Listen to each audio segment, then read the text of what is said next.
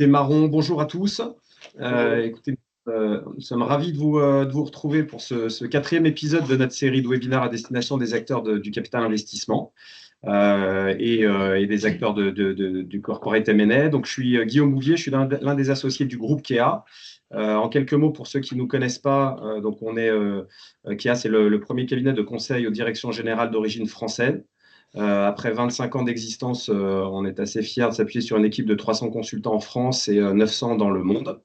On est particulièrement actif au sein des secteurs de l'industrie de la santé, des produits de consommation et du retail, des services B2B, et puis de l'énergie, utilities et construction, qui est le sujet qui nous rassemble aujourd'hui. Voilà, donc je suis en charge des activités private equity et corporate M&A pour le groupe. Activités qui sont structurées sur l'ensemble du cycle d'investissement. Donc, on travaille dans un premier temps sur les stratégies de portefeuille et d'investissement, notamment beaucoup sur des études stratégiques de segments et des screenings de cibles d'acquisition. On accompagne bien évidemment les due diligence stratégiques à l'achat et à la vente, avec peut-être une singularité qui est de combiner une expertise sectorielle très forte, puisque historiquement, KEA est un acteur du conseil en stratégie sectorielle, et une connaissance fine du processus et du cycle de l'investissement, voilà, grâce à une équipe dédiée. Donc, on est assez fiers d'avoir accompagné l'année dernière un peu plus de 30 opérations, dont une dizaine de VDD. Et dernière opération publiée là, il y a quelques jours, qui était pour le compte de nos amis de Cerea sur Wio, qui est un acteur de la traçabilité et de l'automatisation des flux logistiques. Voilà. Et le troisième axe d'intervention, c'est le design et l'accompagnement de la mise en œuvre des plans de création de valeur pour les participations. Et donc là, on s'appuie sur l'ensemble des compétences du groupe KEA, dans lesquels on retrouve l'efficacité commerciale, les sujets d'IA data, des PMI bien sûr, dans le cadre des build-up. Voilà, donc on est aujourd'hui ravis de vous accueillir pour ce quatrième épisode de notre série, dans lequel on alterne entre des zooms sur des leviers de création de valeur, parce qu'on est convaincu, et vous le savez bien, que c'est un sujet d'actualité qui existe pour vos actifs, des voies de création de valeur rapides. Notamment, on intervient beaucoup sur les sujets de pricing, plan de performance des opérations, et puis des sujets qui zooment sur des expertises sectorielles et sur notre regard sur un certain nombre de secteurs d'activité. Donc aujourd'hui, on a prévu de couvrir celui de l'ingénierie, qui est, on le sait, un segment d'intérêt assez marqué pour pas mal d'entre vous, et sur lequel on continue à observer une bonne dynamique de deal flow avec néanmoins des disparités assez fortes. Donc voilà, on va essayer de vous décrypter un petit peu ça aujourd'hui et de vous donner notre lecture des enjeux. Avant de rentrer dans le vif du sujet, donc quelques mots de présentation sur qui est autour de la table. Vous retrouvez Patrick Richer, avec qui j'anime notre développement dans le secteur, donc qui est l'ancien fondateur de Neovian et que beaucoup d'entre vous connaissent. Karim Atem et Benjamin Noël, qui sont respectivement associés et directeurs dans notre pôle construction, environnement, utilities, et voilà, qui vont partager notre lecture des enjeux de ce secteur aujourd'hui. Voilà. Vous pourrez leur poser des questions soit à la fin directement en activant votre micro, ou au cours de l'intervention si vous le souhaitez via le chat, et puis on garde un petit moment pour y répondre sur les 5 dernières minutes. Voilà, sans plus attendre, Patrick, je te passe le micro pour rentrer dans le vif du sujet. Merci Guillaume, bonjour à toutes et à tous. Ravi d'être avec vous pour ce webinaire sur l'ingénierie. Alors pour commencer, une première question pour toi Karim. Est-ce que tu peux nous donner les principales tendances lourdes et les innovations de rupture qui impactent les marchés de l'ingénierie aujourd'hui? Merci Patrick. Écoute, c'est une excellente question parce que du fait de leur ancrage dans le temps long, c'est-à-dire que l'ingénierie, conçoit des choses qui vont vivre pendant plusieurs années, plusieurs dizaines d'années, les activités de l'ingénierie seront très fortement orientées par les mégatrends globales, modulées par des singularités régionales ou nationales. Les principales qu'on peut identifier, c'est tout d'abord la transition énergétique et la décarbonation. On le voit, on est dans un développement massif des énergies propres et une décarbonation systématique et une électrification tout azimut de l'énergie, des mobilités, de l'industrie, du logement. Deuxième grande tendance, c'est la résilience climatique. dans un contexte d'urbanisation croissante, avec des enjeux énormes de ressources à préserver, l'eau, les sols, les matériaux, l'adaptation et l'atténuation pour les villes et les territoires, et les enjeux de circularité. Une troisième tendance très forte, qui a des impacts de différentes natures, c'est le vieillissement, avec deux impacts. Un impact sur les finances publiques, puisqu'en fait, avec la baisse du ratio employé sur retraités, en fait, les finances publiques sont partout sous tension.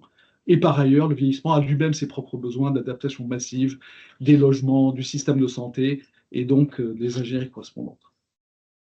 Enfin, il y a l'évolution des business models. On voit qu'on a besoin de nouveaux modes de financement, de nouvelles formules de public-privé. Et par ailleurs, on a besoin d'innover dans ces business models, y compris parce que pour éviter le côté cyclique des projets, qui est le cœur du modèle de l'ingénierie, tout le monde cherche des modèles de revenus un peu plus réguliers et des nouveaux territoires. Enfin, last but not least, la valeur apportée de l'IA et de la data et du digital, qui à la fois sont des leviers économiques et des leviers de transformation majeurs, et aussi posent des enjeux d'adaptation des compétences, avec en plus des ressources critiques, les terres rares, l'innovation, les savoir-faire. Et on voit d'ailleurs que c'est un terrain d'affrontement aujourd'hui de toutes les grandes nations. Merci. Et pardon, juste pour finir, et donc ça induit un certain nombre de cyclicité sectorielle et géographique, également l'apparence de nouveaux secteurs. Merci, c'est très clair. Du coup, et peut-être une question pour toi, Benjamin. Une question que tous les fonds se posent quand ils doivent arbitrer entre différents dossiers d'investissement qu'ils reçoivent. Est-ce qu'il y a des segments, des secteurs qu'il faut privilégier au détriment d'autres? Bonjour à tous. Oui, très bonne question également. Comme Karim l'a évoqué juste avant, très justement, il y a une logique de cyclicité qui est induite par toutes ces mégatrends, et une cyclicité à la fois sectorielle et géographique. Et c'est bien ces deux dimensions-là qu'on doit avoir en tête quand on est sur de la recherche d'actifs ou de cibles d'acquisition. Donc peut-être juste pour donner des grandes tendances ou des grandes dynamiques à la fois sur la partie géographie et sur la partie sectorielle. On vous a remis là, sur cette partie géographique, un certain nombre de chiffres. Peut-être en lecture rapide, ce qu'on peut retenir, c'est que sur la dernière période, les 4-5 dernières années, on a 3 zones qui se dégagent peut-être un peu plus naturellement, selon nous. Donc l'Europe, bien évidemment, avec tous les grands plans d'investissement qu'on peut imaginer, qu'on a vu passer. Je pense à l'Allemagne notamment, sur leur réseau de transport, qui ont lancé plusieurs centaines de millions ces dernières années. Donc voilà, cette dynamique européenne avec ces plans d'infrastructure. On pense à l'Océanie. Alors la base de chiffre d'affaires est plus basse, mais la dynamique est très très bonne, avec l'Australie en premier lieu, beaucoup de choses autour du transport urbain, beaucoup de choses autour de l'eau, et puis de l'énergie au sens large, et donc qui porte cette croissance sur la dernière période et puis qui devrait se poursuivre dans les années à venir. Et puis peut-être un dernier commentaire sur les États-Unis. On voit que la croissance est moindre, mais on est en phase de désinvestissement, de manque d'investissement cette année, notamment sur les parties infrastructures routières et autres, et qui devrait tirer une partie de la croissance sur les années à venir, et sur une base de chiffre d'affaires plus importante. C'est intéressant. Ça, peut-être sur la partie géographique, et puis en deux mots sur la partie sectorielle, j'en ai dit, je l'ai déjà évoqué au travers géographique, sur la page suivante. Sur cette partie sectorielle. Parfait, merci. On voit aussi des shifts ou des nouveaux cycles qui apparaissent. Donc, il y a certains fondamentaux qui restent vrais. Le transport reste un secteur qui a porté la croissance. Il y en a d'autres qui sont peut-être un peu plus en difficulté. On pense à l'oil and gas, qui l'a porté pendant un temps, mais qui maintenant est plus en déclin. On pense à l'immobilier, donc les infrastructures bâtimentaires qui sont plus des contextes plus difficiles, malgré les annonces récentes qu'on a pu voir en France. Et puis après, on voit d'autres dynamiques, en tout cas des secteurs qui sont devenus plus porteurs, qu'on a mis sur le moteur de croissance. On passe aux télécoms, dans lesquels on va retrouver évidemment toutes les logiques 4G, de 5G, de fibre, mais aussi la partie data center qui est en cours de développement et qui devrait se poursuivre dans les années à venir. Et puis un peu moins, mais avec un enjeu important, la partie eau, avec tous les enjeux de maîtrise de cette ressource qu'on voit arriver. Voilà, peut-être en quelques mots sur les secteurs et les géographies. Très clair. On voit bien effectivement que c'est un monde très complexe et un petit peu différent d'autres univers de marché auxquels s'intéressent les fonds. Alors, on ne va pas tous les passer en revue parce qu'on n'a pas le temps ce matin, mais est-ce que tu peux nous donner un exemple, un ou deux exemples d'outils spécifiques, de méthodes spécifiques que tu utilises sur une due diligence stratégique sur un acteur de l'ingénierie? Oui, tout à fait, bien sûr. Peut-être pour démarrer, ce que j'ai envie de dire, c'est chez Care, on aime bien parler d'une part de mimétisme et d'autre part de singularité. Je pense que sur une due deal en ingénierie, il y a toute la part mimétisme des due deals très classiques qu'on va retrouver. Et puis, il y a un certain nombre de choses qui sont des singularités. Et en premier lieu, je pense qu'il faut parler d'un monde projet. Les ingénieries, c'est un monde projet. Et donc, qui dit monde projet, dit gestion de projet. Et ça, c'est une des premières dimensions qui est importante à évaluer. Donc, on a développé un certain nombre d'outils. Vous en avez un sous les yeux, qui est une matrice qui nous permet de venir évaluer le niveau de maturité d'une ingénierie sur cette compétence de gestion de projet au travers d'un certain nombre d'indicateurs, que ce soit sur le pilotage, que ce soit sur les KPI, que ce soit sur l'organisation, la gouvernance, les rôles et responsabilités. On est en capacité de venir évaluer à quel niveau se situe l'ingénierie et puis, de fait, de trouver des axes d'évolution ou des poches de valeur sur ces ingénieries en question. Ça, c'est plutôt la gestion de projet, mais une ingénierie, ce n'est pas des projets uniques. Et donc, sur la page suivante, on parle de portefeuille de projets. Une ingénierie, c'est une multitude de projets, c'est des centaines, voire des milliers par an en fonction des ingénieries dont on parle. Et donc, c'est la gestion de ce portefeuille et de la performance de ce portefeuille qui est importante à suivre. Et donc, on a développé des outils qui permettent d'y répondre. Donc, vous avez sous les yeux ce que nous, on appelle, et j'espère que vous reconnaîtrez le schéma, ce qu'on appelle une courbe baleine, avec cette forme arrondie. Alors, je ne rentrerai pas dans la technique précise, mais c'est en quelques mots un outil qui permet d'évaluer la performance du portefeuille au regard des marges cumulées et du chiffre d'affaires cumulé. Et ça permet notamment de faire apparaître plusieurs aires stratégiques ou zones stratégiques que vous avez sous les yeux. Peut-être en deux mots. Une première, qui est celle que vous voyez en vert, qui est une zone on va dire, de forte croissance de la marge, donc les projets les plus rentables. Et là, on va être sur des secteurs de niche, sur des expertises particulières sur lesquelles on maîtrise et on est différenciant. Et donc, on est en capacité de dégager des marges. Une secondaire au centre, qu'on appelle plutôt le bread and butter, qui sont des projets à moins forte rentabilité, des 0+, voire des 0, et où là, l'enjeu, c'est d'aller travailler l'excellence opérationnelle sur ces projets-là. Mais c'est des projets qui sont néanmoins nécessaires parce qu'ils permettent une assise de chiffre d'affaires et donc une couverture des frais généraux de l'ingénierie. Et puis malheureusement, la queue de la baleine, la dernière ère, donc là où on détruit de la valeur, elle est inévitable. Il y aura toujours des projets qui nous font perdre de la valeur dans un monde projet. Néanmoins, avec une bonne maîtrise des risques et des bons process de gestion des risques, on est en capacité de limiter cette queue de la baleine et puis du coup d'avoir une destruction de marge la plus faible possible. Donc c'est un outil qu'on utilise assez souvent, et les formes des baleines, on va retrouver une galaxie de baleines différentes, des petites, des grandes, des plates, des baleines arrondies, des baleines à bosse, et ces formes-là nous apprennent beaucoup de choses sur la manière dont est piloté le portefeuille de projet de l'ingénieur. C'est très clair, merci beaucoup. Donc on vient d'investir dans une ingénierie. Le plus dur reste à faire, si j'ose dire, puisque le fonds va y rester entre 4 et 6 ans et travailler à créer de la valeur. Une question pour toi, Karim. Est-ce que tu peux faire ressortir les principaux leviers de création de valeur, selon toi, quand on est dans une ingénierie? Tout à fait. Déjà, ce qu'on peut dire, c'est que les ingénieries sont en général issues donc, de ce monde projet dont Benjamin a déjà parlé, et de ce fait, elles ont cette culture projet et elles ont aussi cette culture de l'excellence technique.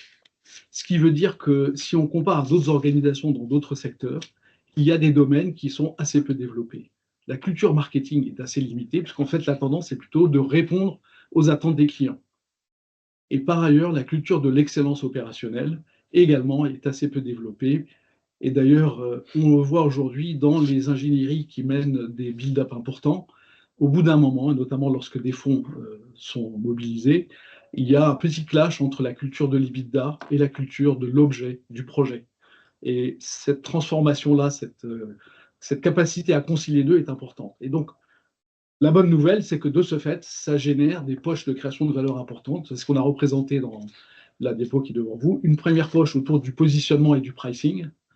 Donc là, c'est plutôt une démarche proactive et il y a un espace d'optimisation du pricing qui est important, y compris en s'appuyant sur la valeur client. Exemple aujourd'hui, quand vous faites du data center, le plus important, c'est la tenue des délais. C'est un marché qui est extrêmement sous pression, en croissance très forte.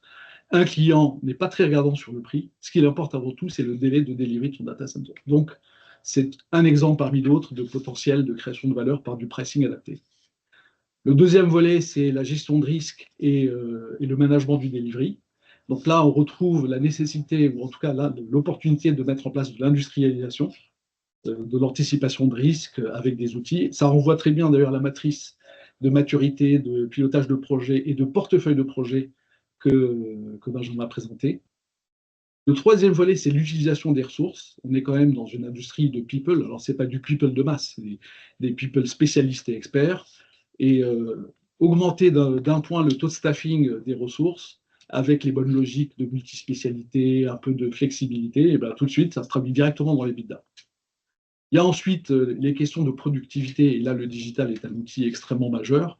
Même si on voit que les cycles d'adoption sont longs sur des outils comme le BIM, comme le jumeau numérique, mais on voit qu'il y a une tendance de fond où ça paye, et puis il y a des productivités rapides qu'on peut faire avec ces outils digitaux. Et enfin, il y a les questions d'organisation et de scale, et précisément, ça renvoie à quelles sont les fonctions centrales dont il faut se doter progressivement, qu'il faut renforcer, pour que le modèle organisationnel soit scalable, notamment dans une optique de croissance. C'est très clair, merci beaucoup. Et peut-être alors pour continuer cette présentation sur les leviers de création de valeur, on comprend bien que une ingénierie, ce n'est pas forcément un business bénéficiant d'effets d'échelle de manière évidente, ce qui pose la question sur une stratégie de croissance externe, des conditions de réussite finalement, stratégie de croissance externe. Qu'est-ce que tu peux nous dire sur une ingénierie qui voudrait déployer une thèse de buy and build? Quels sont les pièges à éviter? Quels sont ce qu'il faut avoir en tête? Tout à fait. Donc, ce qu'on a voulu montrer, entre autres, sur cette diapo, c'est le fait que les ingénieries qui développent des stratégies de build-up sont de nature très différente. Donc, vous avez Aegis, qui est l'exemple d'une ingénierie multispécialiste qui devient de classe mondiale. Plus de 38 acquisitions depuis 2020. Et donc, une croissance extrêmement rapide, et d'ailleurs, qui devrait se continuer, puisque le projet, c'est encore de doubler de taille dans les 3 prochaines années. Sistra, c'est plutôt un exemple d'ingénierie spécialisée, également présente dans le monde entier. Et puis, on va dire l'autre extrémité, Vertical Sea, une ingénierie qui fait aujourd'hui dans les 70-75 millions d'euros, mais avec une logique de build-up qui lui a amené d'ailleurs à recruter l'ancien patron d'Arcadis France. Maintenant, sur les facteurs de succès, on va les prendre un peu sur le cycle des démarches de M&A. Tout d'abord, au niveau du screening, ce qui est très important, c'est l'expertise dans le screening, parce que souvent, les ingénieries, et notamment sur des ingénieries spécialisées, ça suppose de bien connaître les domaines de spécialité. Dans le ferroviaire, en fait, il y a plein de sous-spécialités. Dans le nucléaire, il y a également plein de domaines de sous-spécialités. Donc, c'est très important de pouvoir bien comprendre la nature des expertises et leur niveau dans les cibles et le portefeuille de cibles qui est imaginé. Ensuite, au niveau de la due deal, ce qui est très important, c'est évidemment la bonne connaissance avec, on va dire, les bons instruments presque d'imagerie, si on prend une image médicale. Et ça revient aux outils que Benjamin a présentés, les courbes baleines, pour savoir où est-ce qu'on gagne, où est-ce qu'on crée de la valeur, où est-ce qu'on fait du bread and butter. Et donc ça, c'est très important au niveau de la due deal. Et également, ce qui est très important dans la due deal, c'est de faire une évaluation de la culture. Parce qu'on est dans un business de people spécialisé. Et aujourd'hui, les gens n'ont pas du tout de problème à se recaser. Donc, on peut rater en fait une acquisition parce qu'il y a un mismatch sur la culture qui est trop important ou qu'on ne l'a pas anticipé. Ensuite, dans la troisième étape, c'est la stratégie d'intégration. Et le cas le plus emblématique, c'est on rentre dans un nouveau pays. Et il y a eu des exemples, par exemple, d'ingénierie française qui ont essayé de rentrer en Allemagne et pour qui ça a été un échec total parce que rentrer dans un pays, c'est aussi rentrer dans un écosystème de décideurs. L'ingénierie, ça s'appuie sur les collectivités territoriales, enfin, toute une culture. Et donc, le modèle de management est très important. Et enfin, évidemment, il y a le PMA, il y a le plus long terme, ce qui renvoie aussi à la dimension de build-up dont on a parlé dans le dernier des leviers de création de valeur sur la diapo précédente. Merci, c'est très clair. On a à peu près tenu les temps, donc bravo, merci. Je ne sais pas si on a des questions. Si vous avez des questions, c'est le moment, dans le chat ou en ouvrant votre micro.